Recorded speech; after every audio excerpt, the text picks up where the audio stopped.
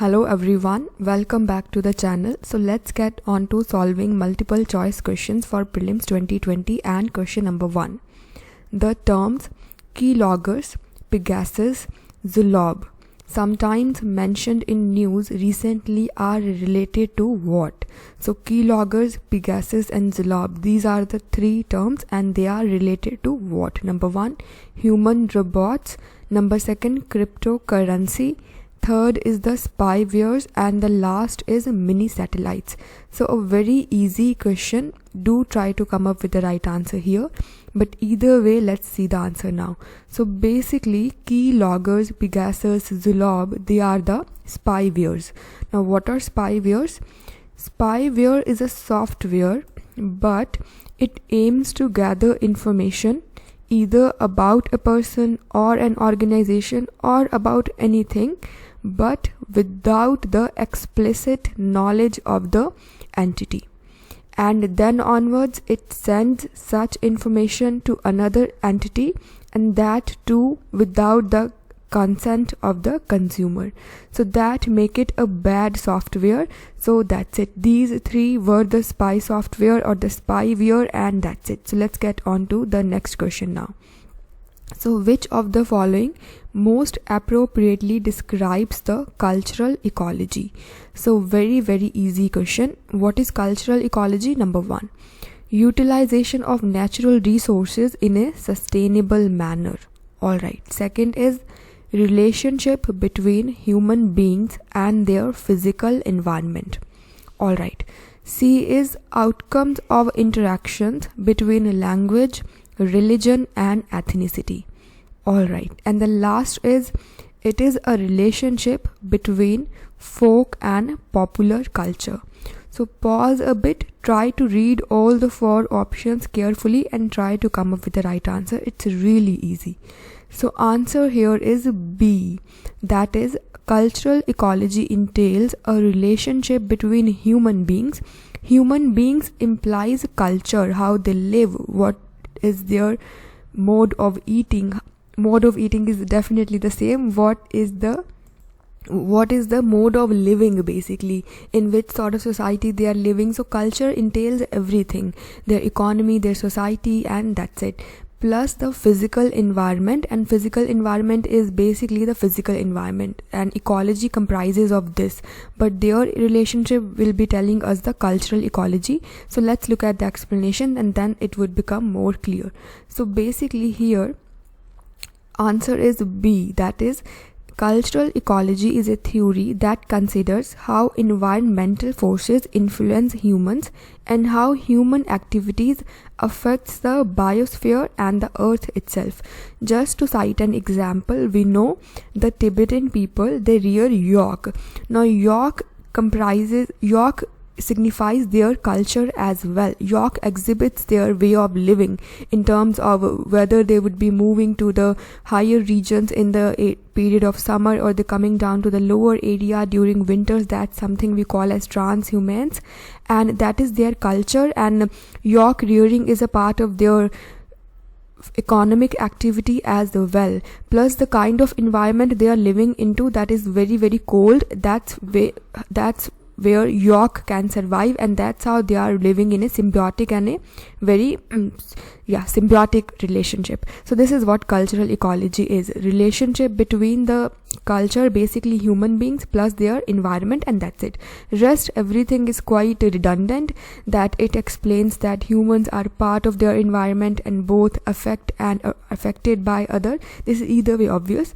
Plus it focuses on how cultural beliefs and practices help humans population adapt to their environments and live within the means of their ecosystem. So yak might have gotten extinct had it not been for the benefit of the Tibetan community or the people who are residing in the higher regions. So that's how they teach us to live within the means of our ecosystem. So I think this is clear. So let's get on to the next question now, which is very simple and easy. So consider the following statements. What are these? Number 1, majority of the global coal deposits belong to Carboniferous period. Alright. Second is, newly formed coal has the highest concentration of the carbon. Alright. Third is, despite being relatively free of impurities, anthracite produces a large amount of smoke when burnt. So which of the given statements are correct? Number 1 and 2 only, 1 and 3, or 2 and 3? Very easy question. So do try to come up with the right answer here as well. So either way, let's see the answer now. So basically we have to talk about certain details here. Coals are found in sedimentary rocks. This is either way obvious because sedimentary rocks are where layering is found. So within two rocks there are layers, and that's where the deposits of coal are found.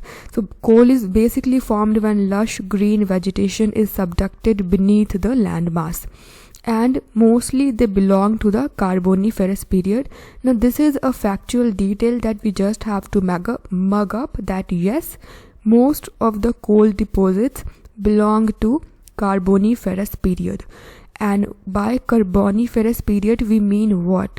So basically the time period of 359 to 300 million years ago we're talking about here. So instead of asking us Carboniferous period, they can even mention the time frame as well. So the most of the coal found in planet Earth is about 359 to 300 million years old. So that would indeed be true. So 359 to 299 million years ago, please memorize this.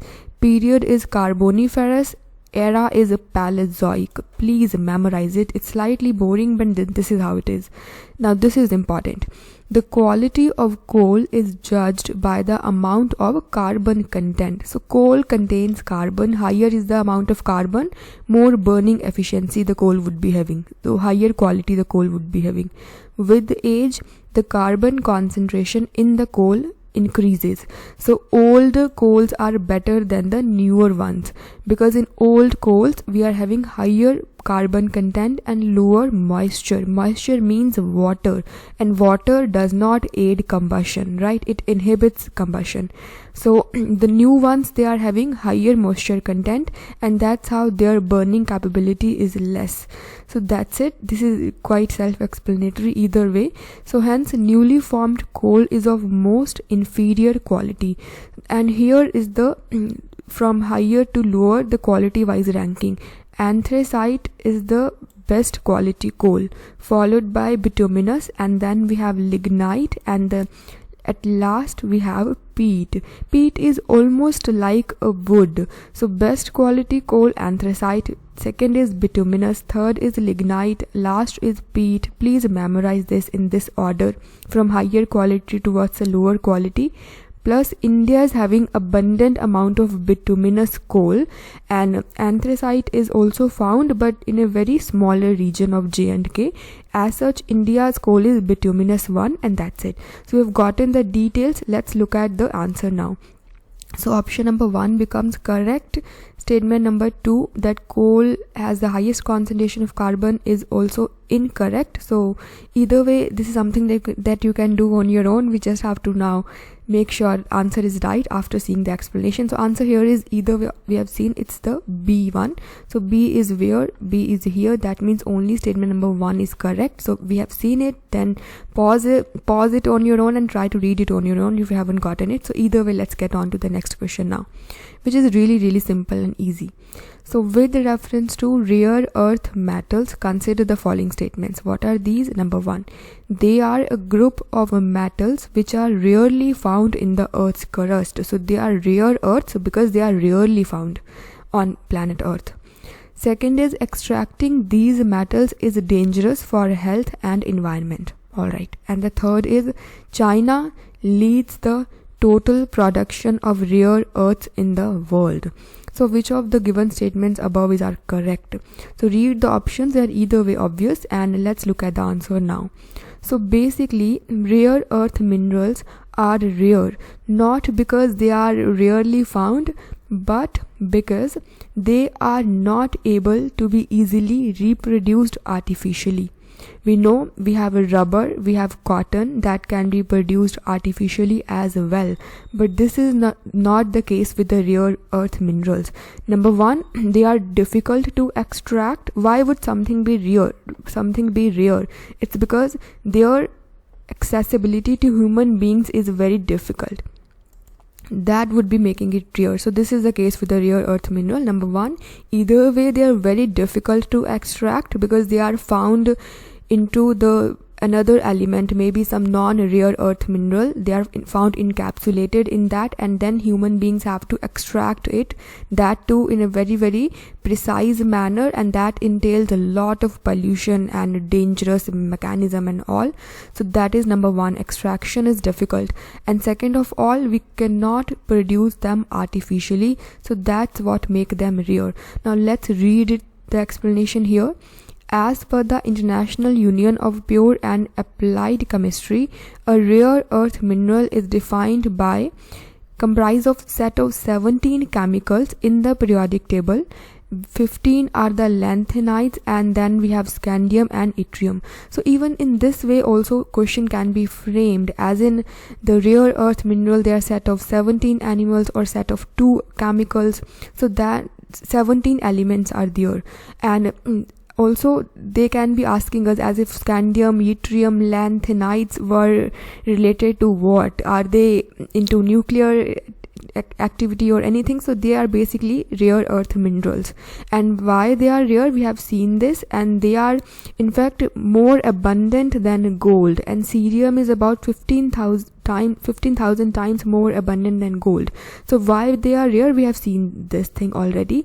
And one thing I think I have missed explaining, and that is this, that yes, China definitely leads the production of the rare earths in the world, and this is either way obvious because the kind of environmental regulations are there in the China, they are very laxed, and it entails hazardous, it entails a lot of human and the environment cost in order to extract them. So yes, I mean itna zyada, I think I just ended up explaining too much, so basic would suffice that China leads to the leader of the production in case of the rare earth minerals, and that's it. It is definitely hazardous for the health and the environment extracting these elements per se, but they have got lot of application in terms of in our electrical industry per se, in batteries and in electrical gadgets and everything. So we need rare earth metals. So either way we are done, and if you have gotten any confusion, then do let me know in the comment section.